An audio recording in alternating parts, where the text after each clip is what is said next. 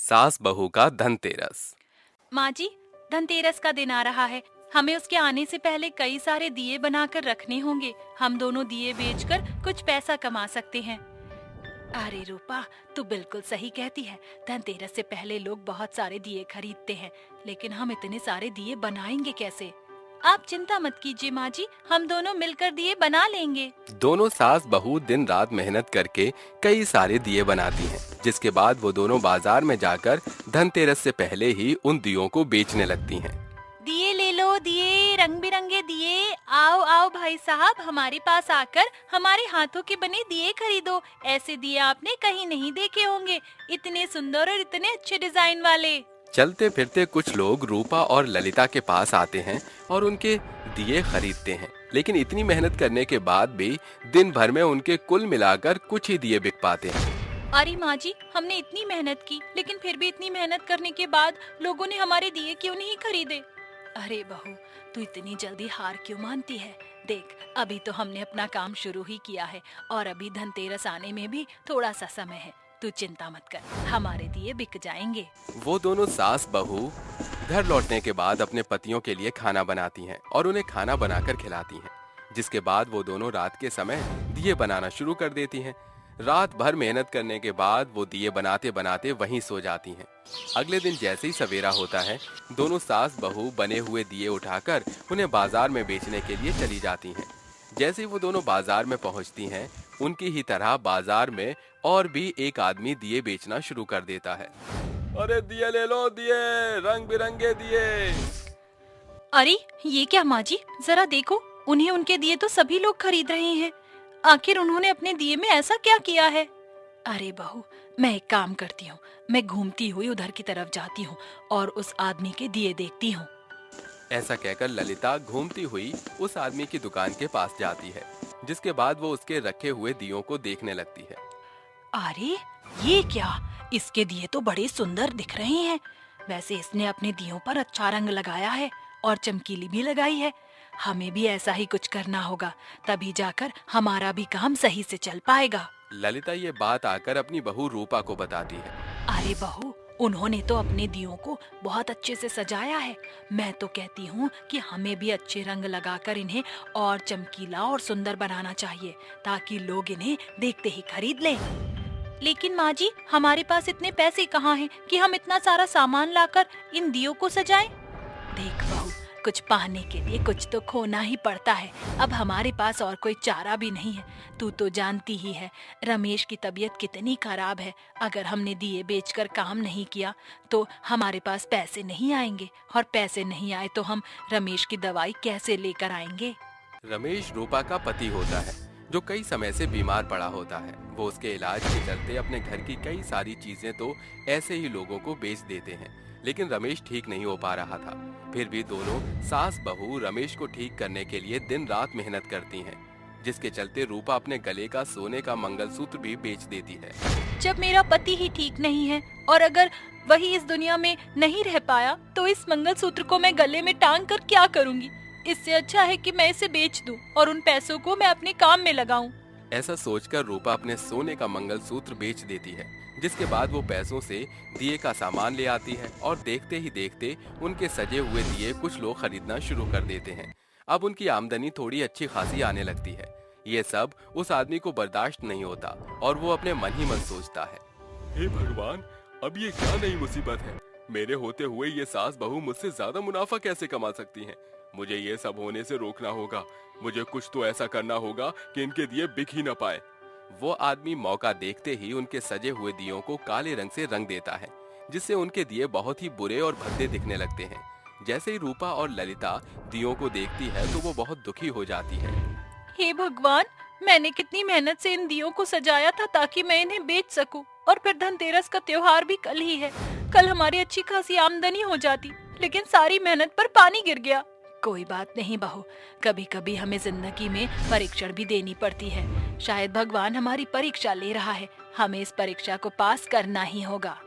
रूपा और ललिता दोनों मिलकर फिर से दियों के ऊपर रंग लगाना शुरू करते हैं। देखते ही देखते वो उन सभी काले दियों को सुंदर और प्यारा बना लेती हैं। जिसके बाद जैसे ही धनतेरस का दिन आता है तो गांव के सभी लोग रूपा और ललिता के सजाए हुए दिए खरीदना शुरू करते हैं।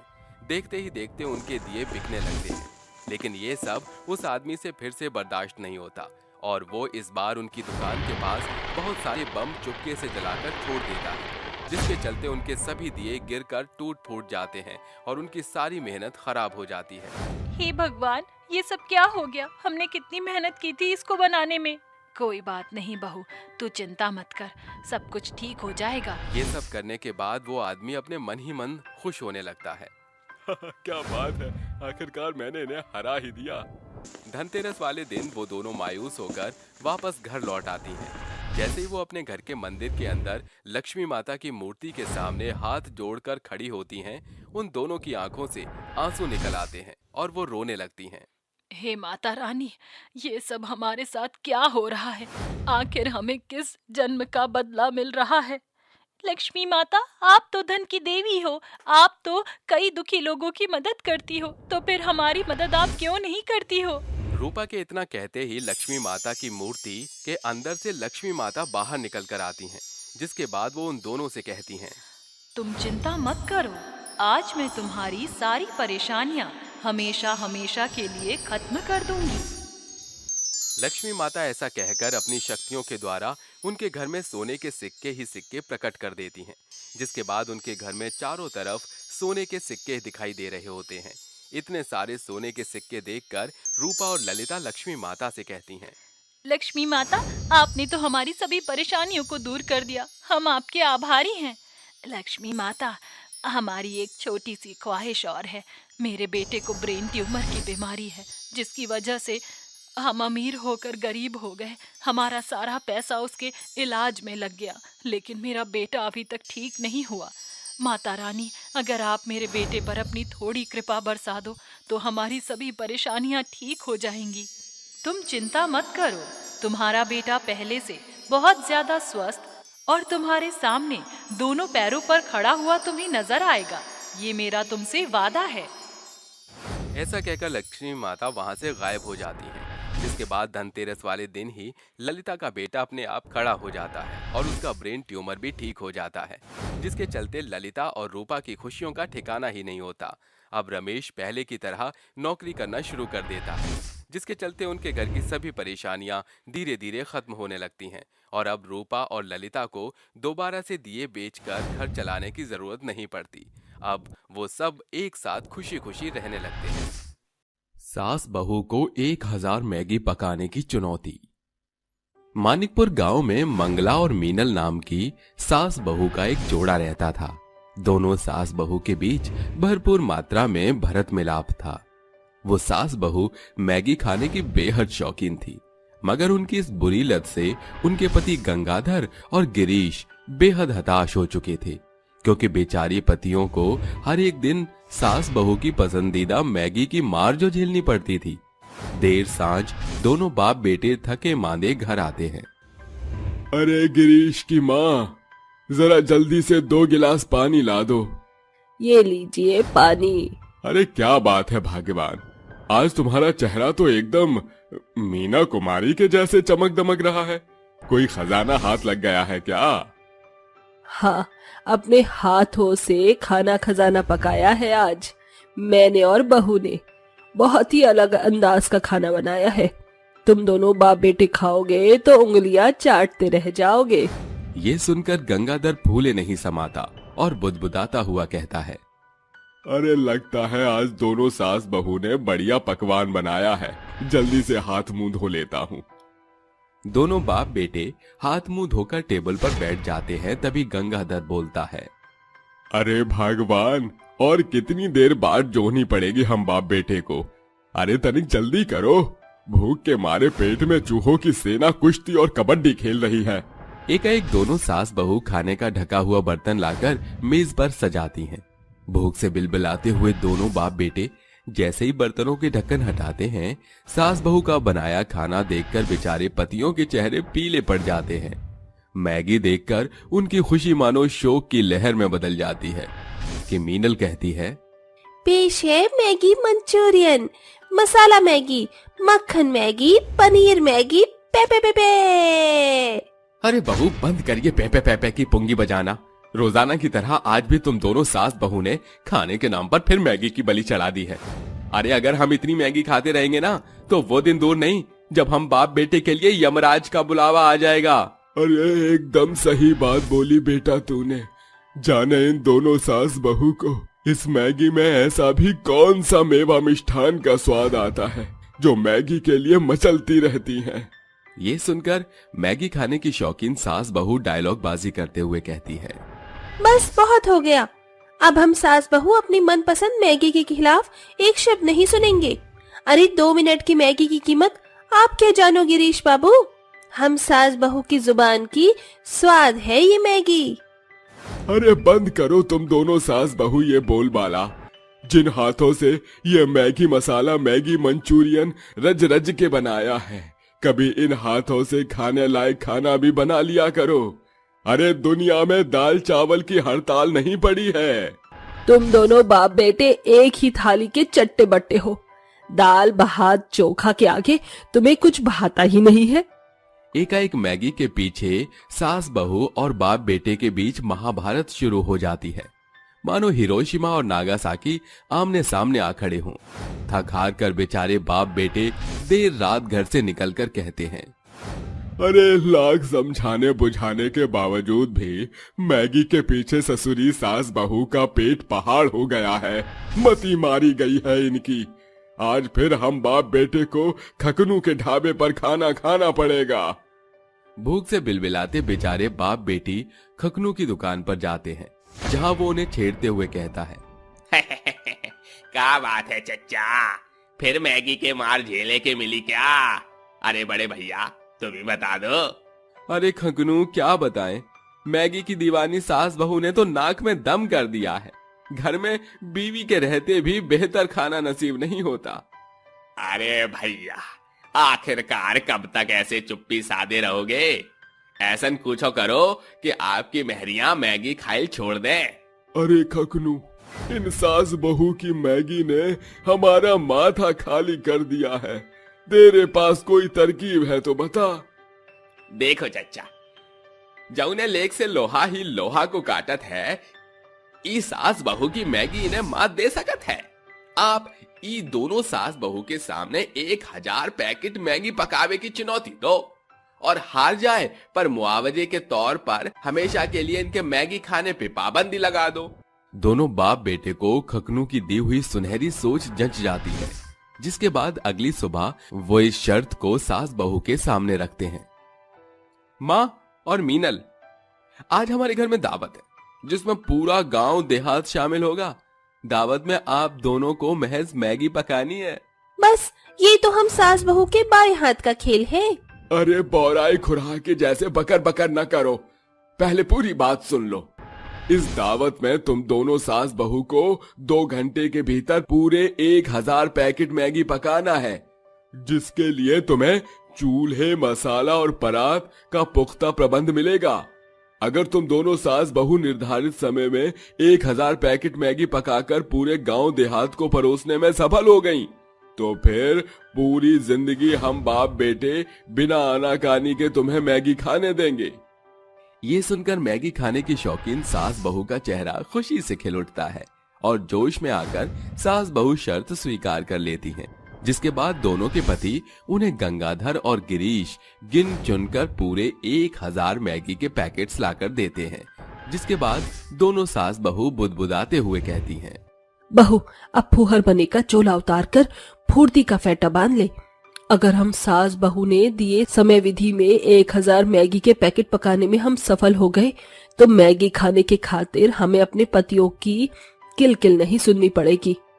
अरे माँ जी, 2 मिनट में बनने वाली मैगी के लिए हम सास बहू को 2 घंटे मिले हैं। ये 1000 पैकेट मैगी पकाने की चुनौती तो हम सास बहू चुटकियों में जीत जाएंगे। विश्वास हमारे जीवन की डूबती नैया को पार लगाती है, मगर जरूरत से ज्यादा विश्वास हमें ले डूबती है। कुछ ऐसा सास बहू के साथ होने को था। दोनों सास बहू फेंटा बांधकर मैगी का मसाला तैयार करती हैं। जहां बहू प्याज काटते हुए आंसू बहा रही थी, वहीं सास मिर्च मसाला तैयार कर रही थी। कुछ देर बाद अरे बहू, जरा जल्दी जल्दी हाथ चला। मैगी का मसाला तैयार करने और प्याज की कटाई में ही पौना घंटा बीत गया। चल चूल्हे पर हांडी चढ़ाते हैं। दोनों सास बहू चूल्हे पर हांडी चढ़ाकर समय की घंटी के कारण अधपके मसले में पूरे 1000 पैकेट की मैगी को उड़ेल देती। बावजूद इसके बीच ही पूरे 2 घंटे बीत जाते हैं, जिसके बाद उनके पति कहते हैं, अरे आप दोनों सास बहू दिए 2 घंटों में 1000 पैकेट मैगी पकाने की चुनौती पार करने में असफल हो चुकी हो।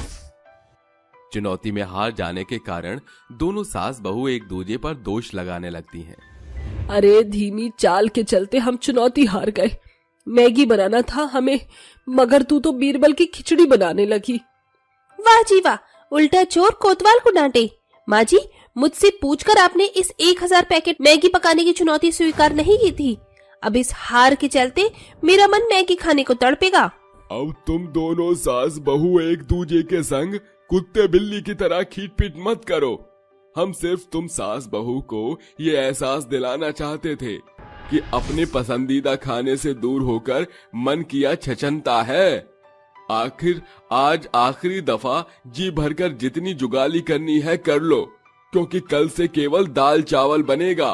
आखिरकार दोनों सास बहू मैगी पकाने की चुनौती की हार के साथ उन्हें बनाकर सभी को परोसकर खुद खाते हुए कहती हैं, माँ जी जल्दी जल्दी खा लीजिए मैगी, क्योंकि ये गांव देहात के साथ हम सास बहू की आखिरी मैगी की दावत है। कल से हमको भी दाल भात से ही अपनी भूख मिटानी पड़ेगी। इस तरह 1000 पैकेट मैगी पकाने की चुनौती में हारकर सास बहू को मुंह की खानी पड़ती है, जिसके अगले दिन मैगी की शौकीन सास बहू बेमन से दाल चावल खाती हैं।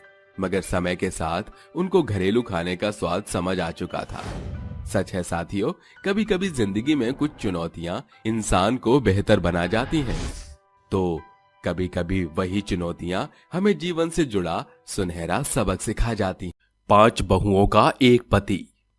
ब्रिजेश बाजार से खरीदारी करके देर सांझ घर की दहलीज से भीतर दस्तक देता है। शर्मिला, रमीला, करिश्मा, करीना, सोनम, अरे कहाँ हो? देखो बाबूजी अपनी बेटियों के लिए क्या लाए हैं। आवाज सुनकर 5 बहनें एक ही भांति का पहरावा पहने बाहर आती हैं। पिताजी, आपने हमें पुकारा? हाँ मेरी बेटियों, तुम्हारे लिए तोहफे लाया हूँ। खोल कर देखो।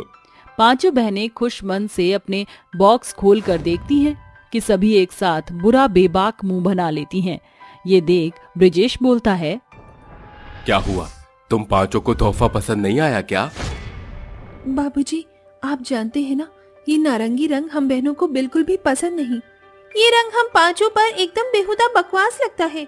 इससे बेहतर तो आप हम बहनों को पैसे दे देते, हम बहनें बतौर खुद खरीदारी कराते।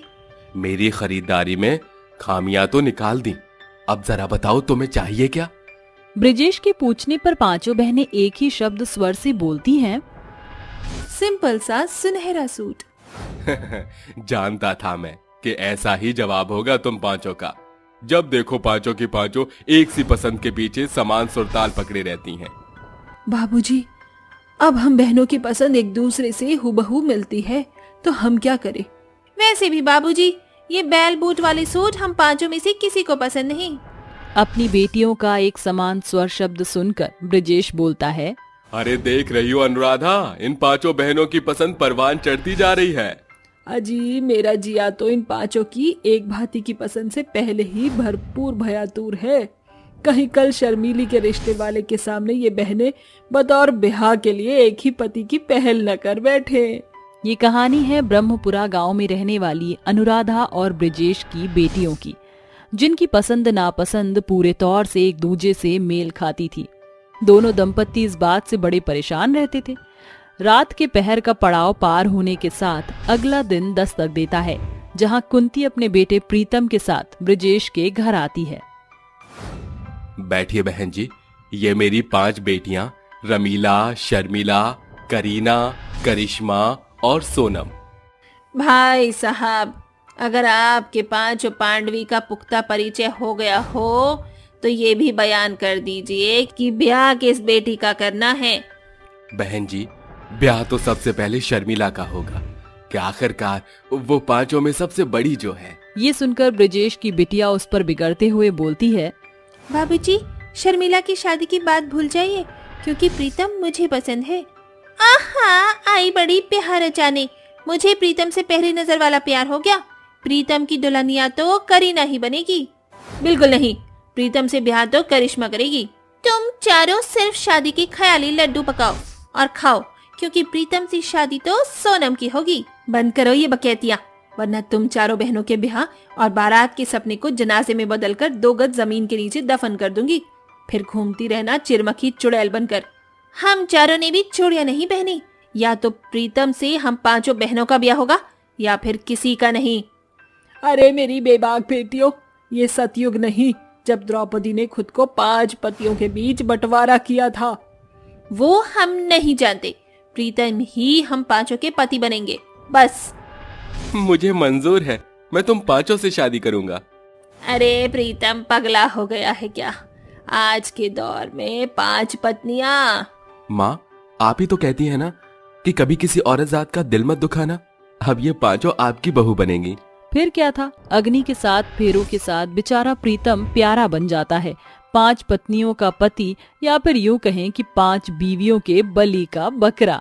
मेरी प्यारी 5 बहुओं, इस कलश को अपने शुभ कदमों से गिराकर इस घर की आबादी बढ़ाओ। मेरा मतलब ससुराल में समाओ। 5 बहुएं एक साथ कलश को जोरदार पांव लगाती हैं, जिसे देख कुंती बिगड़ते हुए कहती है, वाह, क्या सिक्सर मारा है। शुक्रिया सासू माँ। वो क्या है नमा जी, हम 5 बहनों में क्रिकेट और हॉकी खेलने का बड़ा शौक शुमार है। अरे बस करो अपनी पसंद का बखान। 5 बहनें एक ही थाली की चट्टी बट्टी बनी डोलती हैं। इससे पहले कि मेरे गुस्से का गुबार फूटे, अपने कमरे की ओर रुखसत हो जाओ। सास के स्वर सुनकर 5 बहुएं प्रीतम का हाथ पकड़ लेती हैं। अरे कम बख्तो, अब तुम 5 यूं मेरे बेटे पर धावा क्यों बोल रही हो? सासू माँ, ये तो हम बहुओं का अधिकार है। बतौर ब्याह कर प्रीतम हम 5 के पति बने हैं। 5 प्रीतम को कमरे में ले आकर कहती हैं, ये लो पतिदेव, मैंने आपके लिए केसर का दूध बनाया है। अरे ओ चटकचोरनी, तूने भी केसर का दूध बनाया है? मैंने भी अपने पतिदेव के लिए यही बनाया है।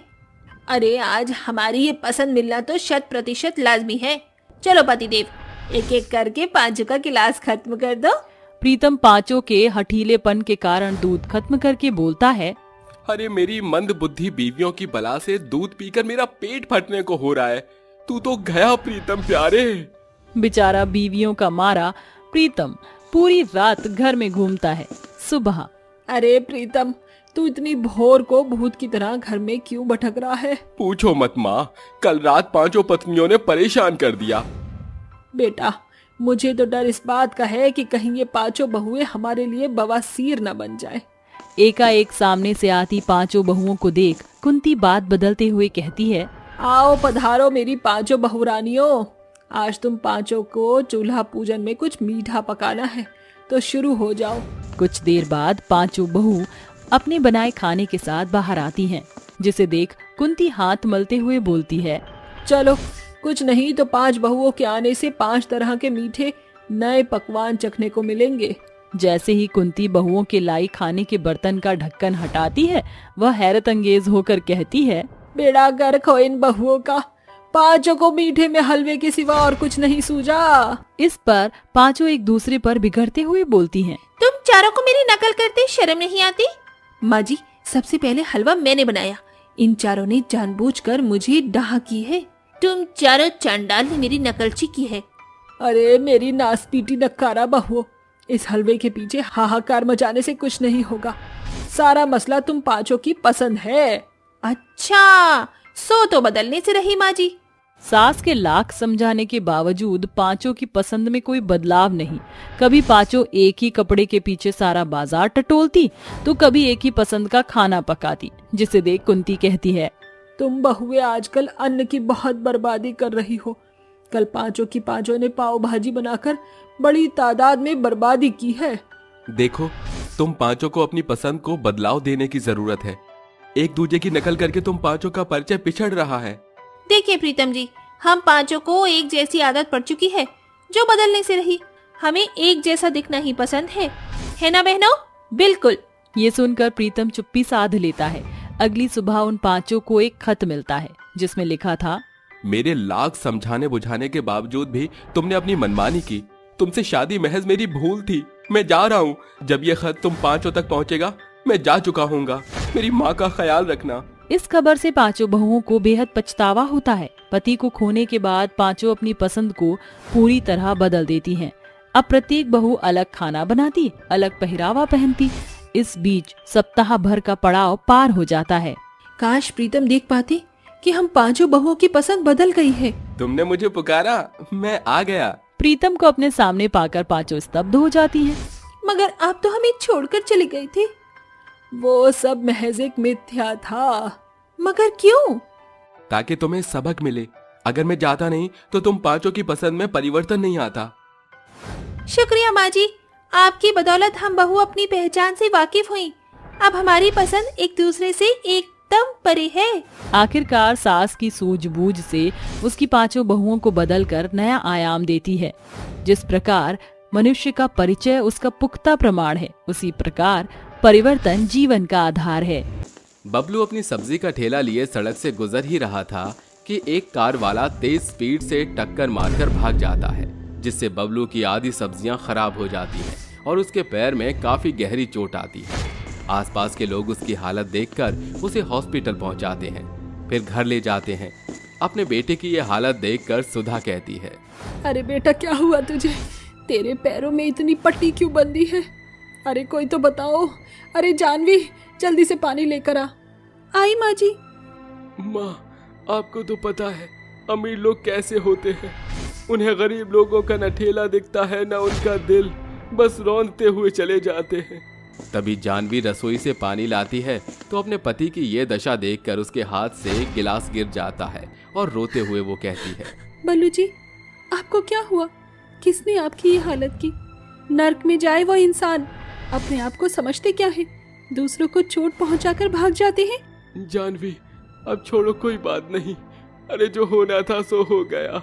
मेरे ठेले की आधी सब्जियां खराब हो गई। जो बची कुची हैं वो अंदर रख लो, हमारे काम आ जाएंगी, क्योंकि अब मैं मंडी नहीं जा पाऊंगा बेचने।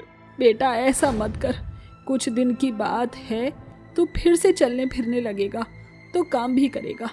कुछ वक्त के लिए हम ही कर लेंगे। बिल्कुल सही कहा माँ जी आपने। कुछ दिन तक जानवी अपने पति का ख्याल रखती है, उसे वक्त पर दवाई देती है और पैरों की मरहम पट्टी करती रहती है। और एक दिन कहती है, माँ जी हम कब तक ऐसे घर में रहेंगे? घर में अब गिने चुने पैसे ही बचे हैं जिससे हम गुजारा चला सकते हैं। आलू टमाटर की एक बोरी पड़ी है, क्यों ना हम इन्हीं सब्जियों को बेचने चले? हाँ बहू, तूने ठीक कहा। माँ आप दोनों परेशान मत हो। ऐसे में मैं भी मंडी में जाकर बैठ जाऊंगा। बैठकर ही तो सब्जियां बेचनी है। नहीं बल्लू जी, आप जब तक ठीक नहीं हो जाते आराम कीजिए। हम सास बहू मिलकर भी घर की देखभाल कर सकती हैं। बिल्कुल ठीक बोला मेरी बहू ने, और तू घर पर अपना ध्यान रखना। ये कहकर ही दोनों सास बहू अपने बेटे के ठेले पर सब्जियों को सजाकर मंडी के लिए निकल जाती हैं और बेचने लगती हैं। सब्जी ले लो, सब्जी, ताज़ा ताज़ा सब्जी, ताज़े टमाटर, ताज़े आलू ले लो 20 रुपए 30 रुपए किलो ले लो। आइए आइए, कहीं टमाटर खत्म ना हो जाए, जल्दी आकर सब्जी ले लीजिए। ये सब्जी कितने की दी है? दीदी 20 रुपए किलो। रहने दो, नहीं चाहिए। अरे बेटा ले लो, ताजे ताजे हैं। अरे मुझे नहीं चाहिए, बहुत महंगा दे रही हो। ऐसा कहकर वो ग्राहक चली जाती है। सुबह से शाम हो जाती है, बस 4-5 ग्राहक ही उससे सब्जियां लेकर जाते हैं। बाकी उनकी सब्जी ठेले पर बची ही रहती है। 4 दिन बीत जाते हैं, उन सास बहू की सब्जी कुछ खास नहीं बिकती। शाम को ठेला लिए जब वो वापस आती हैं तो सुधा की नजर पनवाड़ी पर पड़ती है और वो कहती है, देख देख बहू, इस पनवाड़ी की दुकान पर कितनी भीड़ जमा है, और जिस रास्ते से आए हैं ना हम, उन दोनों पनवाड़ी की दुकान पर भी बहुत भीड़ थी। आखिर ये ऐसा क्या बेचते हैं जो पनवाड़ियों पर इतनी भीड़ होती है? अरे माँ जी, आपको तो पता है आदमी लोग घर में एक दिन सब्जी लेकर जाएं या न जाएं, पर दिन में 2-3 बार गुटखा पान जरूर खाते हैं। गुटखा पान, तंबाकू, बीड़ी, सिगरेट, ये भाई सब बिकता है इस पर, तो बिक्री तो होनी ही है।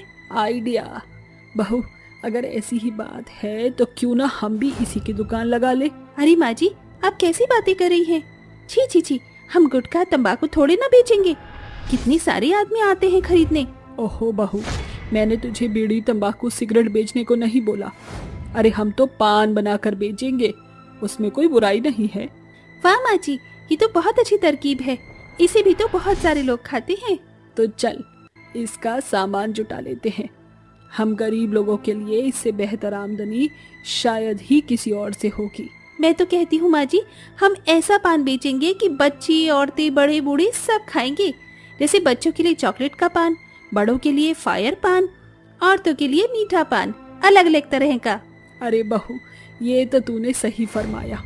इससे तो और लोग आएंगे, क्योंकि हमारे जैसा पान वहाँ कोई बेच नहीं पाएगा। दोनों सास बहू बबलू को पान बेचने का फैसला बताकर पान बेचने का सामान ले आती हैं। जो भी जरूरी चीज कत्था चूना चाहिए था, सब्जी के ठेले को ही वो पान बेचने का ठेला बना लेती हैं और दोनों सास बहू चौराहे पर जाकर पान बनाने लगती हैं और कहती हैं, आइए आइए, पान खाइए। मीठा पान, फायर पान, आइस पान, चेरी पान, मैंगो पान, स्ट्रॉबेरी पान, चॉकलेट पान।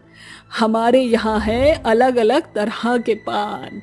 आओ आओ सभी लोग आओ, तरह तरह के पान खाओ। बेहद सस्ता है, 10 रुपए 10 रुपए। अरे बच्चों, चीज खाओगे? चॉकलेट वाला पान बहुत टेस्टी बनाती हूँ मैं। जानवी की बात सुनकर 8 साल का बच्चा जो अपनी माँ के साथ जा रहा था रुक जाता है और अपनी माँ से जिद करता है, माँ माँ, मुझे वो चॉकलेट पान खाना है। आंटी बोल रही हैं वहाँ पर बहुत अच्छे अच्छे पान है। चलो ना माँ, खिला दो। अरे नहीं बेटा, पान गंदी चीज होती है, कुछ नहीं होता चॉकलेट पान। अरे बहन जी, ऐसे मत करिए, हमने खास बच्चों के लिए चॉकलेट पान बनाया है, उसमें ऐसा वैसा कुछ भी नहीं है। आप भी खाकर देख लीजिए। आपके लिए मैंगो पान और भी फ्लेवर के पान हैं, वो आपको जरूर पसंद आएंगे। हाँ बेटा, एक बार मौका तो दो। ठीक है, तो फिर खिला दीजिए। ये कहते ही जानवी उसे और उसके बच्चे को चॉकलेट पान बनाकर खिलाती है, जिसे खाते ही दोनों को बेहद पसंद आता है और वो एक और मांग कर खाती है। अरे माँ, वाह वाह, ये चॉकलेट पान तो बहुत अच्छा है। माँ, मुझे एक और चाहिए। अरे इस बार आप दूसरी फ्लेवर का पान देना, मेरे बच्चे को मैंगो और मुझे फायर पान। जी जरूर। इस तरह जानवी उन्हें और पान खिलाती है। इसी के बाद और लोग पान खाने आते हैं, जिन्हें अलग अलग तरह के पान बहुत पसंद आते हैं। अरे वाह आंटी, आपका पान तो काफी लाजवाब है। खाने में ऐसा तो मैंने आज तक कहीं भी नहीं खाया। ऐसा कीजिए, आप 6 पान अलग अलग तरह के बना दीजिए, मैं घर पर सबको खिलाऊंगी। अभी बनाती हूँ बेटा। सुधा उसके 6 पान बनाकर दे देती है। ये लीजिए पैसे। शुक्रिया बेटा, आते रहना। सुनिए, जरा मुझे फायर पान खिलाना। ये लीजिए आपका फायर पान। तभी मोहित फायर पान खाता है। उसे देखकर आसपास के लोग आकर्षित होकर और आते हैं और फायर पान की सबसे ज्यादा डिमांड करते हैं। देखते ही देखते सास बहू की पान बेचने की दुकान जोर शोर से चल पड़ती है। 3 महीने कब बीत जाते हैं कुछ पता नहीं चलता। पैसे इतनी तेजी से आते हैं कि वो ठेले से एक दुकान बना लेती है, जहां वो पान बेचती हैं। रोज के सुबह से शाम तक 400 ग्राहक उससे पान खाया ही करते थे। तभी पान बनाते हुए जानवी कहती है, माँ जी, मुझे यकीन नहीं हो रहा कि हमने शुरुआत इतने छोटे से की थी और देखते ही देखते आज इस बड़ी दुकान के हम मालिक हैं और अब तो उनके पैर भी ठीक हो रहे हैं। सही कहा बेटा तूने। कल मुझे कमला ने बताया कि उसका बेटा इतनी दूर से सिर्फ मेरे पान खाने आया है। वो बस अब आना ही वाला है। अरे सुधा आंटी नमस्ते। माँ से मैंने आपकी बहुत चर्चा सुनी। अब जल्दी से आप मुझे अपनी दुकान का फेमस पान खिला दीजिए। अभी खिलाती हूँ बेटा। ये कहते ही सुधा उसे 2 पान खिलाती है। खाते ही नमन कहता है, अरे वाह आंटी, सच में आप बहुत अच्छे बनाती हैं पान। वैसे आपको ये बेचने का ख्याल कैसे आया? बस बेटा, बल्लू की हालत ऐसी खराब हुई कि वो काम नहीं कर पाया, तो हम दोनों ने घर चलाने के बारे में सोच लिया और पान बेचने लगे। सही है आंटी, आप 10-12 पान बना दीजिए। मैं अपने दोस्तों को खिलाना चाहता हूँ और मेरे एक दोस्त की शादी है, तो उसकी शादी में आपको ऐसे ही पान रखना है। मैं आपको ऑर्डर दिलवा दूंगा। शुक्रिया बेटा, अभी बनाती हूँ। ये कहते ही जानवी उसे पान बनाकर दे देती है। बात हैरानी की थी, लेकिन वक्त के साथ सास बहू पान बेचकर लाखों कमाते थे, जिससे उन्होंने धीरे धीरे अपना बड़ा सा घर बना लिया। साथ ही बेटे का नया कारोबार खुल जाता है और दोनों सास बहू अपनी दुकान पर पान बनाने के लिए 2 कारीगर भी रख देती हैं। अब सिर्फ वो मालकिन बनकर अपनी पान की दुकान पर बैठा करती थी। बारिश में बर्तन बेचने वाली प्रेग्नेंट औरत। सुधा अपने पति राजीव के संग कोपासराय गांव में रहती थी। उस दंपत्ति के ब्याह को साल बीतने को आया था कि सुधा के पांव भारी हो जाते हैं। अजी, तुम बहुत ही जल्द पिता बनने वाले हो। पिता बनने की खबर सुनकर राजीव खुशी से झूम उठता है और सुधा को अपनी बाहों में भरते हुए कहता है, सुधा, अरे कुछ महीनों के बाद हम 2 से 3 हो जाएंगे, इसलिए मुझे अब दुगनी मेहनत करनी पड़ेगी ताकि तुम्हारा भरसा ख्याल रख पाऊं। राजीव किसानी करके घर का गुजर बसर बड़े ही आसान तौर से चलाया करता था। 3 महीने के भीतर जैसे उनकी खुशियों को नजर लग गई।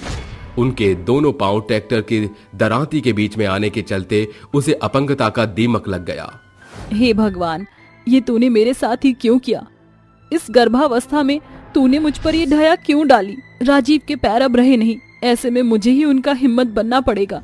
मगर मैं तो खेती बाड़ी में जरा भी निपुण नहीं, पास में सिर्फ ये आखिरी चंद पैसे बचे हैं। दहलीज पर बैठी सुधा का मन चिंता के समंदर में गोते लगा रहा था। तभी एक औरत ठेला लेके वहां आती है। लोहे प्लास्टिक के बर्तन के बदले ले जाओ कीमत। एकाएक सुधा की नजर कबाड़ी वाले के ठेले पर पड़े बर्तनों पर जाकर रुकती है और वो कहती है, बचपन में पिताजी ने मुझे ये सिखाया था कि टूटे फूटे बर्तनों को नया कैसे किया जाता है। अब ये कबाड़ के बर्तन ही मेरे घर का भार उठाएंगे। सुधा उस कबाड़ वाली से सारे बर्तनों की मांग करते हुए कहती है, अरे ओ कबाड़ी वाली, ये सारे बर्तन का क्या मोल लोगी? मुझे ये बर्तन चाहिए। पहला कोई ग्राहक देखा मैंने जो कबाड़ बेचना नहीं बल्कि खरीदना चाहता है। 50 का रोकड़ा दो और ले जाओ सारे बर्तन। कबाड़ वाली सुधा से बर्तन बेच देती है। फिर गर्भवती सुधा घर की चौखट पर बैठकर उन टूटे टूटे बर्तनों को पीट पीट कर कहती है, इन टूटे फूटे बर्तनों को मैंने पतली चादर तो बना ली, अभी इनको सुंदर बर्तनों का आकार दिए देती हूँ। सुधा अपने गुणों का प्रयोग करके कबाड़ के उस बर्तन को नए और अद्भुत सांचे में ढालकर कई आकर्षक बर्तन बनाकर कहती है, सुनो जी, मैं इन बर्तनों को बेचने के लिए दूसरे गांव जा रही हूँ, सांझ तक लौट आऊंगी। सुधा, कैसा बेबस पति हूँ मैं।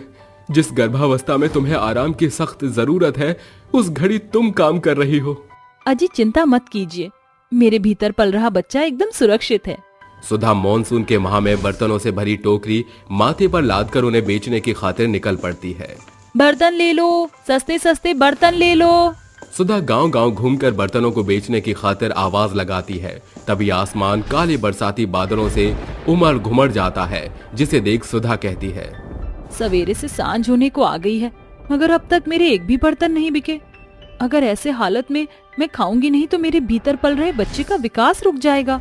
अचानक मूसलाधार बरसात शुरू हो जाती है, मगर सुधा अपने भीतर पल रहे बच्चे की खातिर बरसात को मात देकर बचते बचाते एक बर्तन की दुकान पर जा पहुंचती है। साहब, मेरे इन बर्तनों को खरीद लीजिए।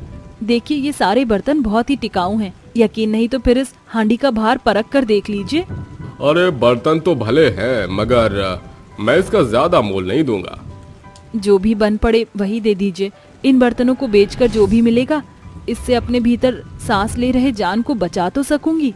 दुकानदार सुधा के सारे बर्तनों को खरीद लेता है। सुधा पैसे को मुट्ठी में कसकर बारिश में भीगते भागते घर लौटकर कंपकपाते हुए कहती है, मुझे जल्दी से इस बरसात से खुद को बचाना होगा। अगर एक बार मुझे सर्दी लग गई तो वह सर्दी मेरे भीतर पल रहे बच्चे में निमोनिया पैदा कर सकती है।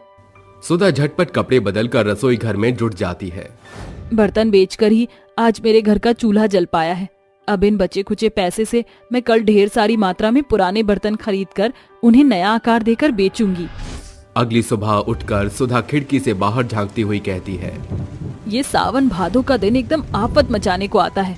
बरसात तो छूटने का नाम ही नहीं ले रही है। अब मुझे इस बरसात में भीग कर ही भंगार की दुकान की दूरी तय करनी होगी।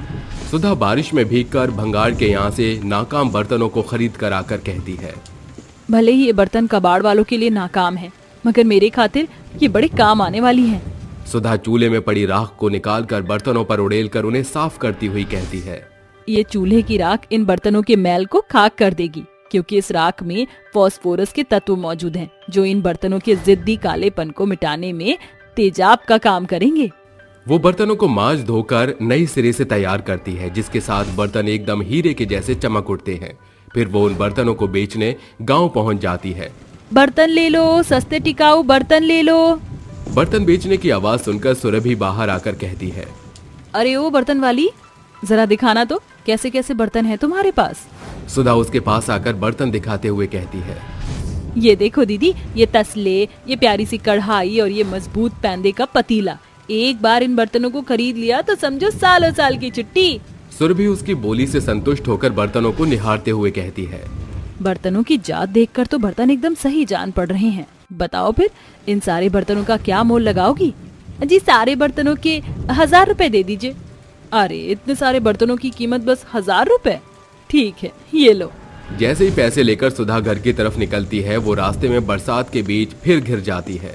न जाने आज ये बादल इतनी जिद्दी रुझान क्यों दिखा रहे हैं। सुधा बारिश में लिपटी घर पहुंचकर कामधाम निपटाती है।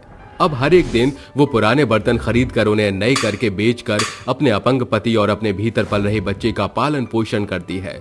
देखते ही देखते वो गर्भावस्था के 7वें महीने में कदम धरकर कहती है, 7वां महीना लग चुका है। ऐसे में अब मेरा ज्यादा भार उठाना मेरे बच्चे के खातिर खतरनाक हो सकता है। अगर मैं घर बैठ गई तो दाना पानी चलाना दूभर हो जाएगा। मेरे पास इतने पैसे तो जुड़ ही गए हैं जिससे मैं बर्तनों को ठेले पर बेचूं। बर्तन बेचकर जोड़े हुए पैसे से सुधा अब ठेले पर बर्तन बेचने लगती है।